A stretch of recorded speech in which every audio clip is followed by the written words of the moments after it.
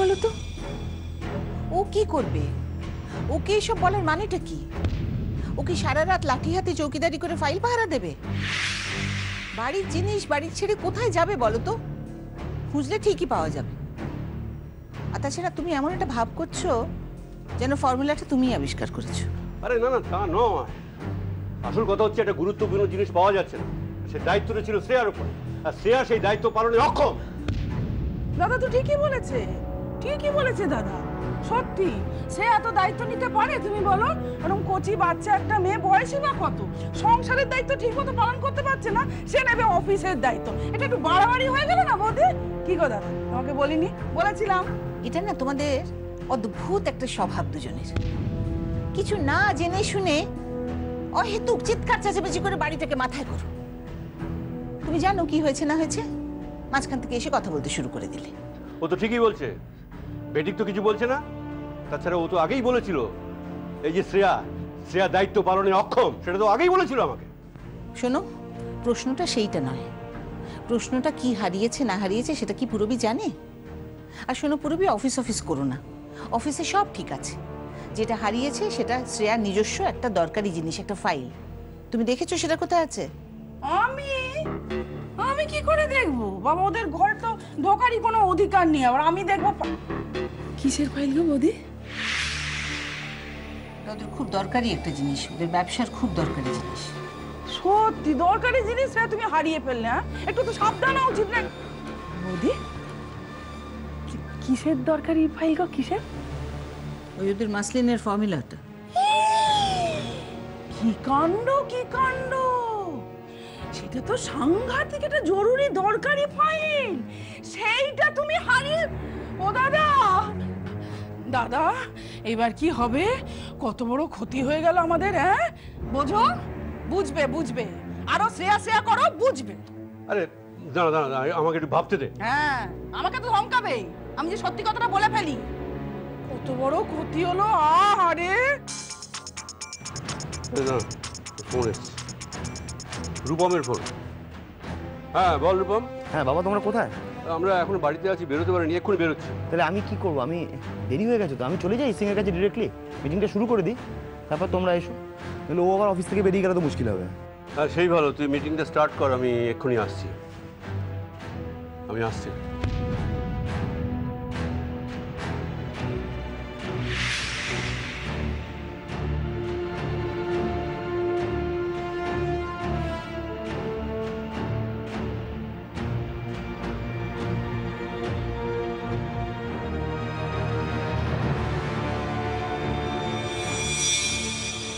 রুদ্রনাথ মিত্র, তোমার অট্টালিকার ধ্বংসের শুরু।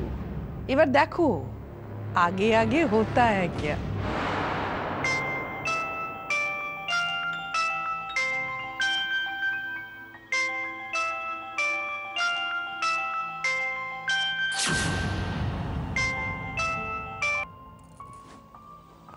হ্যালো। হ্যাঁ, কি ব্যাপার তোমার? কিসের? বুঝতে পারছো না তাই না? টাকাটার কি ব্যবস্থা হলো? বিশ্বাস করো নীল, আমি অনেক চেষ্টা করেছি, কিন্তু বৌদি আমাকে কিছুতেই টাকা দিচ্ছে না। দিচ্ছে না মানে কি? হ্যাঁ, আচ্ছা ওই কোম্পানিটা কি তোমার বৌদির একার নাকি? একটা বাইরের মেয়ে হয়ে এত পাওয়ার পায় কোত্থেকে? আর তুমি তো ওই বাড়ির মেয়ে, তুমি কি করবে? বসে বসে আঙুল চুষবে? আচ্ছা তোমার কোনো কিছু তো অধিকার নেই। আচ্ছা নীল, আমি কি করব বলো তো তুমি? আচ্ছা এখন আমি কি করব সেটা বলে দাও। আমি ইনস্টলমেন্টের টাকাটা ঠিকঠাক পেমেন্ট করতে না পারলে ব্যাংক আমার সমস্ত সম্পত্তি বাজেয়াপ্ত করবে। তখন আমি কি করব? রাস্তায় বাটি হাতে নিয়ে ভিক্ষে করব? তুমি বোধহয় সেটাই চাও তাই না? বিশ্বাস করো, আমি কি করব আমি একদম বুঝতে পারছি না। আমার তো নিজের আর গয়নাও নেই যে আমি তোমাকে দেবো আর তুমি বিক্রি করে টাকা জোগাড় করতে পারবে। ওসব আমি কিছু জানতে চাই না। তুমি গাড়ি বেচো, ঘটি বেচো, বাড়ি বেচো, যা খুশি তাই বেচো। কোত্থেকে টাকাটা আসছে আমার জানার দরকার নেই। আমি শুধু বুঝি টাকা, ব্যাস, আর কিচ্ছু বুঝি না আমি। নীল, আমি কোথা থেকে পাবো বলো তো এত টাকা? শোনো না, তুমি একটু ঠান্ডা মাথায় একটু বোঝার চেষ্টা করো। আমি কি করে পারবো? আমি কি করব? যদি কিছু না করতে পারো নিজেকে বিক্রি করো। বড় লোকের সুন্দরী মেয়ে, বাজারে না ভালো দাম পাবে। আমি কিচ্ছু জানি না, যেভাবেই হোক টাকাটা জোগাড় করো। টাকাটা আমার চাই, ব্যাস। নীল,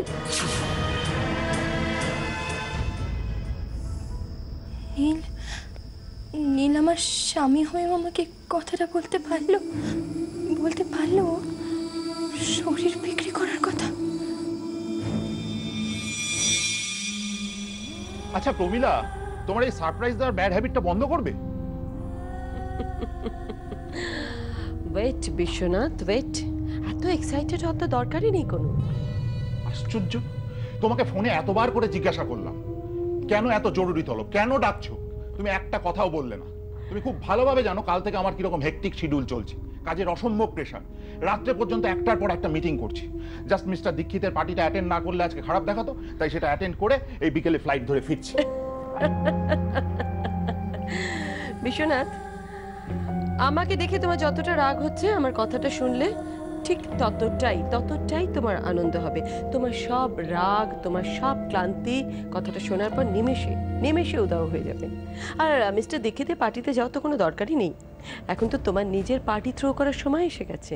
ইয়েস বিশ্বনাথ, তুমি কি জানো শুভ্র চৌধুরীর ওই মসলিনের ফর্মুলার ফাইল এখন আমার হাতের মুঠোয়? What? Yes. Are you joking? No, not at all. Especially in this moment. Pramila, you are great. Great job done. তোমাকে ধন্যবাদ দিয়ে আমি ছোট করব না। এতদিন তুমি অনেক কাজে সাথ দিয়ে এটা প্রমাণ করেছিলে যে তুমি আমার যোগ্য সহধর্মিণী, আর আজকে যে বাউন্ডারিটা হাঁকিয়েছো তারপরে তোমাকে বলতে হয় ব্রিলিয়ান্ট। কি করে এই অসাধ্য সাধনটা করলে? বিশ্বনাথ, তুমি মন্ত্রী হতে পারো, অনেক বড় বড় নেতাদের সঙ্গে তুমি মিটিং করতে পারো, কিন্তু রাজ্য পরিচালনার ক্ষমতা তোমার স্ত্রীরও খুব একটা কম কিছু নেই। Absolutely, I agree. যারা আমার মেয়ের চোখ থেকে জল বার করেছে, মেয়েকে কষ্ট দিয়েছে, তাদের আমি ছাড়বো না, তাদের আমি শেষ করেই ছাড়বো। এনিওয়ে, তুমি নিশ্চয়ই আজ আর বেরোবে না? হ্যাঁ, আমি তো বলে এসেছিলাম যে আমি ফিরবো, কিন্তু এত ভালো একটা নিউজ পাওয়ার পর I want to spend my time with my sweetheart. Naughty boy. আমি ওদের ফোন করে দিচ্ছি। আসলে কি জানো তো বিশ্বনাথ, প্রমিলা সরকার জানে যে কোন সময় কোন চালটা দিলে বাজিটা জেতা যায়, আর এবার আমার জ্যাকপট হলো পুরবী, রুদ্রনাথ মিত্রের বোন। বলছি যে ওই ফর্মুলাটা একবার দেখা যায়? শোন, আমি ফাইলটা আলমারিতে রেখেছি, বসে আমি আছি।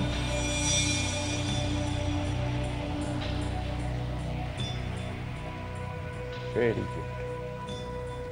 এই ফর্মুলাটাকে যদি একবার বিদেশে পাঠানো যায় তাহলে রাজ্য কেন, এ দেশের অনেককেই চালনা করার ক্ষমতা আমার হাতে চলে আসবে।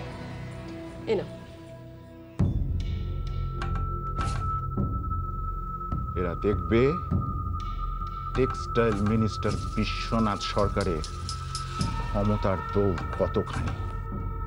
ম্যাডাম, শ্রেয়া বলে একজন ম্যাডাম আপনার সঙ্গে দেখা করতে এসেছেন। শ্রেয়া? হ্যাঁ, বললেন ভীষণ দরকার। ঠিক আছে, ওকে বসতে বলো, আমি আসছি। আর শোনো, একটা কাজ করো, তুমি বরং ওকে এই ঘরেই আসতে বলো। ঠিক আছে। তুমি শ্রেয়াকে এই ঘরে আসতে বললে? হ্যাঁ বললাম, কারণ শ্রেয়ার ভেঙে পড়াটা আমি চোখের সামনে তাড়িয়ে উপভোগ করতে চাই। যাও, ফাইলটা আলমারিতে তুলে রাখো। শ্রেয়া তো আসবেই এখন, শিকার যখন ধরা পড়েছে শিকারীর কাছে ভিক্ষে চাইতে, শ্রেয়া তো আসবেই।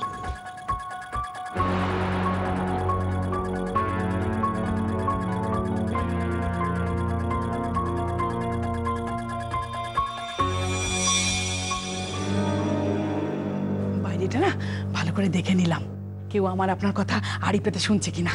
ভালো করেছেন, কিন্তু সকাল থেকে এই ফাইল শুনছে, এটা কিসের ফাইল বলুন তো? সে বিরাট ইতিহাস দিদি, শুনলে না আপনার হাত পা একবারে পেটের ভেতরে দিয়ে যাবে। না, বেআই তো শ্রেয়াকে যথেষ্ট মাথায় তুলে নাচেন, কিন্তু সকালবেলা এত চোটপাট করছিলেন। কি আছে বলুন তো ফাইলে? মুসলিম জানেন দিদি? মুসলিম জানেন? হ্যাঁ, মুসলিম জানবো না কেন, সে তো মানে শাড়ি টাড়ি মানে। আরে বাবা, সে তো উঠেই গেছে কবে, আর বলবেন না। ওই ফাইলের মধ্যে না ওই মুসলিম তৈরির ফর্মুলা আছে, যেটা আবিষ্কার করেছিল শ্রেয়ার বাবা। সে কি উনি বিজ্ঞানী নাকি? দূর, বিজ্ঞানী হতে যাবে কোন দুঃখে? ওই অনেক বছর আগে কি একটা ফর্মুলা আবিষ্কার, ও আমিও ঠিক জানি না। ওই সেই মুসলিম নাকি আবার যদি উৎপাদন করা যায় সারা পৃথিবীতে শোরগোল পড়ে যাবে। হ্যাঁ, আচ্ছা, তাহলে ভাবুন আমার দাদাটা কিরকম ধান্দাবাজ। ওই ফর্মুলাটা জানার জন্য ওই ভিখিরি বাড়ির মেয়েকে নিজের বাড়ির বউ করে তুলেছে। তোমার সে কি কথা? বেয়ার পেটে এত, দেখে তো বোঝা যায় না। আর আমি মুখে ফরফর করি বলে সকলের কাছে খারাপ হই। আমার পেটে এরকম পেঁচানো বুদ্ধি আসবে আপনি বলুন? না বাবা, আমি সোজা মানে সোজাসুজি কথা বলি, তা নাহলে জীবনে তো অনেক কিছু করতে পারতাম, এত কষ্ট সহ্য করতে হতো না। কিন্তু জানেন তো দিদি, একটা কথা আমি সত্যি অবাক হয়ে যেতাম আর ভাবতাম বেয়াই শ্রেয়াকে কেন এত মাথায় তুলে নাচেন, এত প্রশ্রয় দেন। এখন ধুয়ে ধুয়ে 4 হলো, কিন্তু এবার কি হবে? সে কি হবে? আরে বাবা, ফর্মুলা ফাইলটা তো হারিয়ে গেল, সব তো মাঠে মারা যাবে। হ্যাঁ, গেল তো।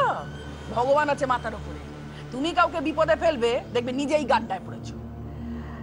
শ্রেয়াকে নিয়ে নাচানাচি হয়ে গেল তো।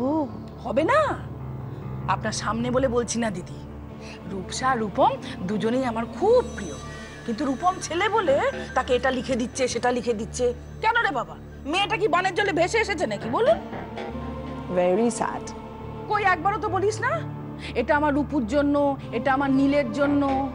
এরপর বৌমাকে যখন বাঁকা চোখে দেখবি তখন তো ছেলে লাথি মারবে, সহ্য করতে পারবি? হ্যাঁ, নাকি সোনার আংটি বাঁকা হলেও ভালো? জীবনে আমার রূপম, হয় বাবা, কি হয়েছে বাবা? না বলছি, শ্রেয়াকে দেখেছো নাকি? সে আনা তো কোথায় যে যায় সারা বাড়ি খুঁজে। আচ্ছা আমি আছি। আর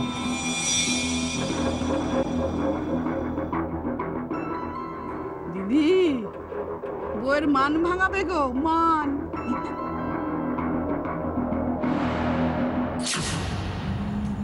আন্টি, আরে শ্রেয়া, আরে দাঁড়া দাঁড়া দাঁড়া দাঁড়া, কতদিন বাদে তোমার সঙ্গে দেখা হলো। ও সরি সরি সরি, তোমাকে তো কনগ্রাচুলেট করাই হয়নি। বিজনেসে জয়েন করলে, অনেক বড় হও, অনেক উন্নতি করো জীবনে। আমি এখানে যে জন্য এসেছিলাম, আমি আমার বাবার মাসলিনের ফর্মুলার ফাইলটা খুঁজে পাচ্ছি না। সরি, কিসের ফাইল বললে? আমরা তো এর ব্যাপারে কিছু জানি না। আর শ্রেয়া, যদি কিছু হারিয়ে থাকে তাহলে সেটা জানানোর জায়গা তো আমার বাড়ি নয়, থানায় গিয়ে জানাও। দেখুন, আপনি না একটু অভিনয় করার চেষ্টা করবেন না। আপনি কি ভেবেছেন? হ্যাঁ, কিসের ফাইল কিচ্ছু জানেন না, এমন মনে হচ্ছে আকাশ থেকে পড়ছেন। ভদ্রভাবে কথা বলো। তুমি আমার বাড়িতে আমার সামনে দাঁড়িয়ে কথা বলছো। So what? একজন চোরের সাথে এর থেকে ভালোভাবে কথা বলা আমার পক্ষে সম্ভব নয়। হতে পারে ইনি আপনার স্ত্রী, আপনি একজন পলিটিক্যাল লিডার, আপনার অনেক পাওয়ার আছে, অনেক ইনফ্লুয়েন্স আছে, কিন্তু তা বলে তো সত্যি কথাটা মিথ্যে হয়ে যেতে পারে না। আর ইনি সব কিছু জানেন, আর সব কিছু জেনে ঐন্দ্রিলাকে দিয়ে মাসলিনের ফাইলটা নিতে পাঠিয়েছিল। Is it? আমি তোমার সাহস থেকে অবাক হয়ে যাচ্ছি। দেখুন আন্টি, আমি আপনার কাছে অনুরোধ করছি, প্লিজ ফাইলটা আমাকে দিয়ে দিন। হতে পারে আমার প্রতি আপনার ব্যক্তিগত আক্রোশ আছে, সেটা কিসের জন্য কেন আমি জানি না, আমি জাস্ট জানতেও চাই না, কিন্তু তাই বলে আপনি আমার, আমি শিওর, আমি নিশ্চিত আপনার অভিসন্ধিতেই এই চুরিটা হয়েছে। একটা কথা তোমাকে বলে দিই শ্রেয়া, রমিলা সরকার শীত কেটে কারো বাড়িতে চুরি করে না, তার যেটা দরকার হয় সে সেটা জাস্ট ছিনিয়ে নেয়। তোমার যদি মনে হয়ে থাকে আমি চুরি করেছি, তুমি থানায় যাও, তুমি পুলিশকে জানাও, আমার বিরুদ্ধে তুমি লিগ্যাল স্টেপ নাও, তুমি প্রমাণ করো যে ফাইলটা আমি চুরি করেছি, প্রমাণ করো। আমি আপনার সব কথা মানতে রাজি আছি, কিন্তু প্লিজ আপনি ওই ফাইলটা আমাকে দিয়ে দিন।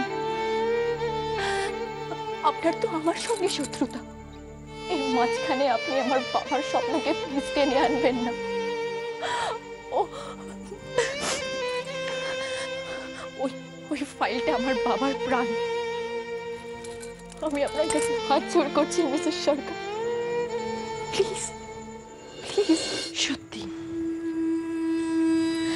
সত্যি শ্রেয়া, তোমাকে দেখে আমার খুব করুণা হচ্ছে। আচ্ছা, ভেরি সরি বেবি, আমি তোমাকে কোনো রকম কোনো হেল্প করতে পারছি না। ঠিক আছে, তাহলে আপনি আমাকে ফাইলটা দেবেন না? না, ফাইলটা আমার কাছে নেই, জাস্ট নেই। বেশ, আমি আজকে চলে যাচ্ছি। আমি আজকে খালি হাতে ফিরে যাচ্ছি, কিন্তু একটা কথা মনে রাখবে, ভগবান যদি সত্যি থেকে থাকে আপনি এই দিনের কথা নিশ্চয়ই মনে রাখবেন।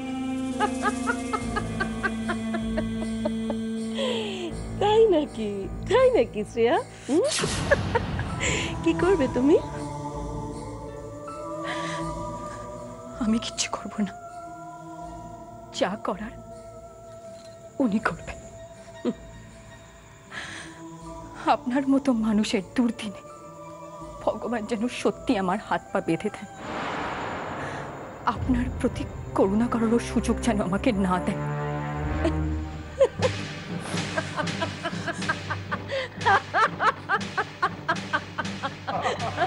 File, মসলিনের file. প্রমীলা, আমি তোমাকে যত দেখছি তত অবাক হয়ে যাচ্ছি। নেক্সট ইলেকশনে তোমার জন্য একটা টিকিট জোগাড় করতে হবে। আমি শিওর তুমি বিপুল ভোটে জিতে আসবে। আমি জানি সেটা আমি পারবো, সেটা আমি খুব সহজেই পারবো। আর যেটা আমি খুব সহজে পারবো সেটা কিন্তু আমি করব না। আমি খুব সহজেই শ্রেয়াকে ছেড়ে দিতে পারি, কিন্তু আমি শ্রেয়াকে ছাড়বো না। আমি ওই শ্রেয়াকে তিলে তিলে মারবই।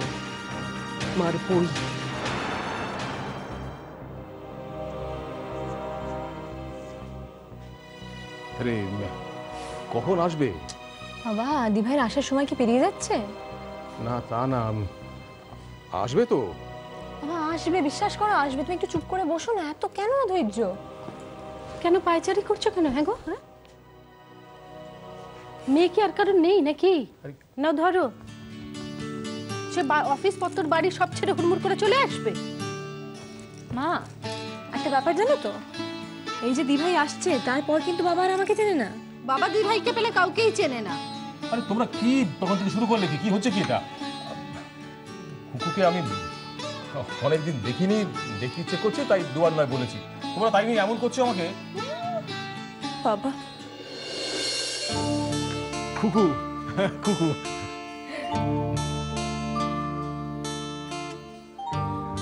কুকু কুকু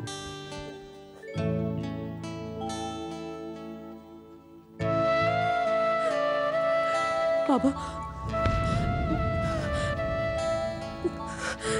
বাবা, আমি সবকিছু শেষ করে ফেলেছি।